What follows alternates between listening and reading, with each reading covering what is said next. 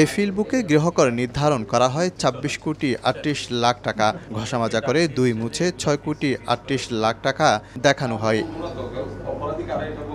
২০১৭-১৮ অর্থবছরের গৃহকর নির্ধারণে ফাঁকি দেয় ইসাক ব্রাদার্স ইন্ডাস্ট্রিজ লিমিটেড ও ইনকন্ট্রেট লিমিটেড। দীর্ঘ ৫ বছর বিষয়টি চাপা থাকলেও ২০২১ এবং ২০২৩-এ আপিল রিভিউর পর অডিটে জানাজানি হয় দুর্নীতির বিষয়টি। পরে এবছরের জানুয়ারিতে অনিয়ম তদন্তে ৫ সদস্যের কমিটি করেন বর্তমান city mayor doctor Shahadat Hossain.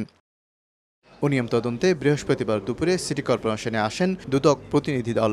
বিভিন্ন ফিল্ডবুক এবং নথিপত্র দেখে তারা জানান, কর্মকর্তা নুরুল আলম এবং উপকর কর্মকর্তা জয়সেন প্রকাশের যোগসাজশে এই জালিয়াতি করে ইসাক ব্রাদার্স ইন্ডাস্ট্রিজ লিমিটেড। একই অর্থবছরে ২৬ কোটি ৬৭ লাখ টাকাকে ঘষামাজা করে বানানো হয় ৫ কোটি ৬৭ লাখ টাকা। কর কর্মকর্তা নুরুল আলম এবং উপকর কর্মকর্তা আব্দুল কাদেরের যোগসাজশে বিশাল অঙ্কের কর ফাঁকি দেয় ইনকন্ট্রেট লিমিটেড। ৫-১১ কোটি টাকার মতো ভ্যালুয়েশন করা হচ্ছে, সেটার উপরে পুরো ট্যাক্স বসানো হয়েছে।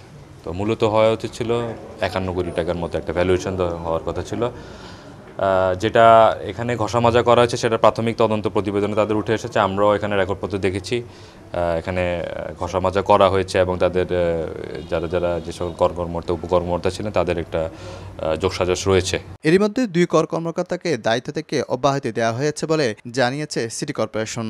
তদন্ত রিপোর্টে উঠে আসছে যে সংশ্লিষ্ট টিও এবং ডিটিও যারা ছিলেন তারা সরাসরি দায়ী ছিলেন এবং হিসাব সহকারী যারা ছিলেন ওরা বিষয়টা জানতেন, কিন্তু ওনারা লিখেছেন যে ওরা এটা নির্দেশিত হইয়া কাজ করেছেন। এদিকে আইনি প্রক্রিয়া শেষে কর ফাঁকি দেওয়ায় ২ প্রতিষ্ঠানের বিরুদ্ধে ব্যবস্থা নেওয়ার কথা জানিয়েছে দুদক।